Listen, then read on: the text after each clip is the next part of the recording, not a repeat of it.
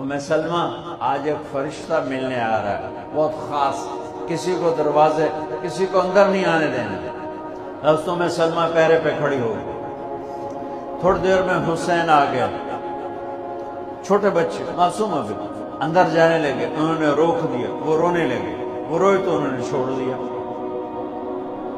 تھوڑی دیر کے بعد اندر سے میرے نبی کے زور زور سے رونے کی آواز آئی، زور زور سے رونے کی آواز آئی۔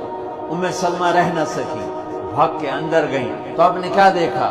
آپ نے حسین کو یوں سینے سے چمٹایا ہوا اور ایسے ہل ہل کے رو رہے تھے، ایسے بلک بلک سسک سسک کے رو رہے تھے، اور آپ کے آنسو آپ کے رخسار اور داڑھی پر اتر کر رہے تھے، اور آپ نے یوں کھینچا ہوا، ایسے دبایا ہوا تھا۔ تو حضرت سلمہ نے کہا، میرے ماں باپ قربان یا رسول اللہ، کیا ہوا؟ آپ ایسے تڑپ کے کیوں رو رہے ہیں؟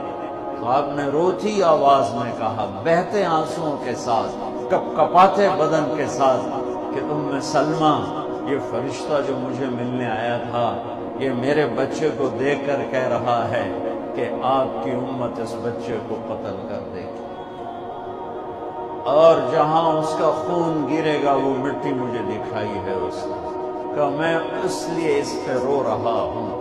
ابھی تو وہ شہید نہیں ہوئے اور رویا جا رہا ہے، تو ہم تو ان کی شہادت پہ روتے ہیں۔